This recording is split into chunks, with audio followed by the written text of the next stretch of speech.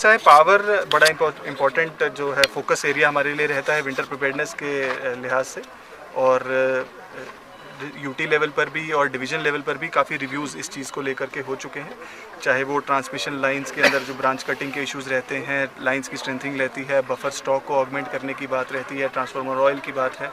Replacement of transformer within the जो prescribe timelines हैं, उन सभी के ऊपर बहुत डिटेल में डिस्कशंस हुए हैं, रिव्यूज़ हो रहे हैं। डीसीज भी अपने अपने ज़िलों में अपनी पावर सिनेरियो को रिव्यू कर रहे हैं। सिमिलरली डिवीज़न लेवल पर भी, एमडी साहब के लेवल पर भी और चीफ इंजीनियर साहब के लेवल पर भी एक पुख्ता इंतजाम किए गए हैं। तो मैं समझता हूँ बहुत बेहतरीन पावर अरेंजमेंट्स इस विंटर सीज़न में रहेंगे, और हमारी कोशिश रहेगी कि कम से कम समय में अगर कोई फॉल्ट्स आती हैं तो उनको रेक्टिफाई किया जाए। सीवेज ट्रीटमेंट प्लांट जो यूईडी के द्वारा बनाया जा रहा है, housing and urban development department इसको सुपरवाइज़ कर रहा है,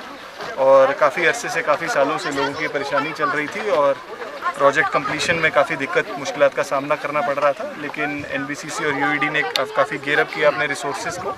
और ट्रायल रन पे इस प्रोजेक्ट को शुरू किया गया है। 60 मिलियन लीटर्स पर डे जो इसकी कैपेसिटी है, और श्रीनगर शहर के तकरीबन 15,000 घरों को इसका फ़ायदा मिलेगा इमीडिएटली, और तकरीबन हफ्ते या 10 दिन के अंदर इसकी जो कमिश्निंग है वो तय की गई है, जैसे ही ट्रायल रन हमारे सक्सेसफुल होते हैं। तो मैं समझता हूँ कि स्मार्ट सिटी की जानिब से बहुत सारे प्रोजेक्ट श्रीनगर में उठाए गए थे, बहुत सारों पर काम हो रहा था,